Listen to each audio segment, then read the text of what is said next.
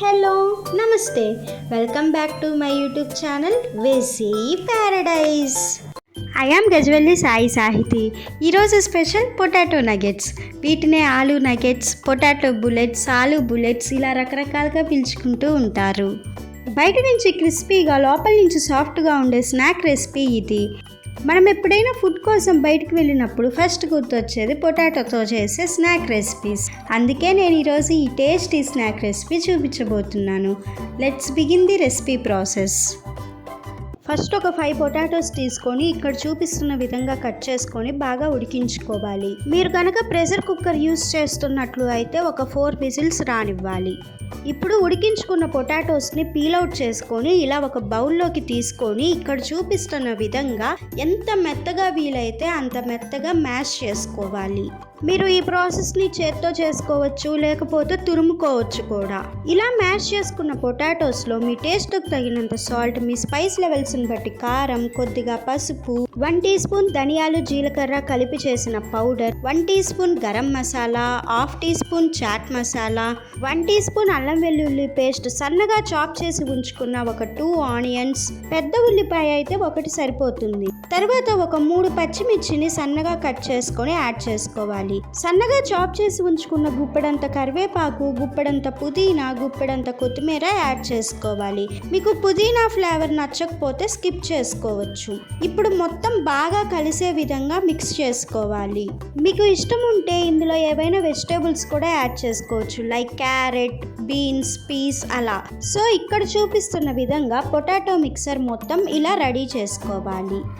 ఇప్పుడు మనం corn starch స్లర్రీని prepare చేసుకోవాలి. దానికోసం ఒక బౌల్లో అప్రాక్సిమేట్గా ఒక 50 గ్రామ్స్ కార్న్ ఫ్లోర్ని తీసుకొని అందులో మీ టేస్ట్కి తగినంత సాల్ట్ని యాడ్ చేసి బాగా మిక్స్ చేసుకున్న తర్వాత ఇందులో కొంచెం వాటర్ని చేర్చుకుంటూ ఇక్కడ చూపిస్తున్న కన్సిస్టెన్సీలోకి వచ్చే విధంగా కలుపుకొని పక్కన పెట్టుకోవాలి. ఇప్పుడు రెడీగా ఉన్న పొటాటో మిక్సర్ తోటి ఇక్కడ చూపిస్తున్న విధంగా బుల్లెట్స్ షేప్లోకి కన్వర్ట్ చేసుకోవాలి. ఇలా రెడీ అయిన పొటాటో నగెట్స్ని ఇక్కడ చూపిస్తున్న విధంగా కార్న్ స్టార్చ్ స్లర్రీలో డిప్ చేసుకోవాలి. ఇలా డిప్ చేసుకోవటం వల్ల పొటాటో నగెట్స్కి ఇవ్వబోయే నెక్స్ట్ కోటింగ్కి బాగా యూస్ఫుల్గా ఉంటుంది అండ్ ఆల్సో క్రిస్పీనెస్ని పెంచుతుంది. తర్వాత మనం బ్రెడ్ క్రమ్స్ తోటి కోట్ చేసుకోవాలి. మనకి రెడీమేడ్గా బయట బ్రెడ్ క్రమ్స్ దొరుకుతాయి. ఇన్ కేస్ మీకు కనుక బ్రెడ్ క్రమ్స్ దొరకలేదనుకోండి, బ్రెడ్ స్లైసెస్ని మిక్సీ జార్లో వేసుకున్నామంటే ఇలా బ్రెడ్ క్రమ్స్ రెడీ అయిపోతాయి. సో ఇక్కడ చూపిస్తున్న విధంగా నగెట్స్లో ఉన్న ప్రతి ఒక్క కార్నర్కి కూడా ఇలాగ బ్రెడ్ క్రమ్స్ని కోట్ చేసుకోవాలి.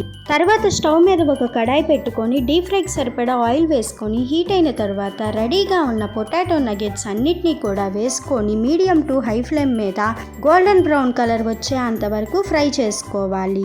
ఇలా డీప్ ఫ్రై చేసుకోవటం హెల్దీ అని అయితే నేను చెప్పను, కానీ బయట నుంచి తెచ్చుకోకుండా ఇంట్లోనే ప్రిపేర్ చేసుకోవటం ఎంతో కొంత బెటర్ అని నా స్ట్రాంగ్ ఫీలింగ్. మీ దగ్గర ఓవెన్ కానీ ఎయిర్ ఫ్రైయర్ కానీ ఉన్నట్లు అయితే డీప్ ఫ్రై చేసుకోకుండానే ఈ రెసిపీని చేసుకోవచ్చు.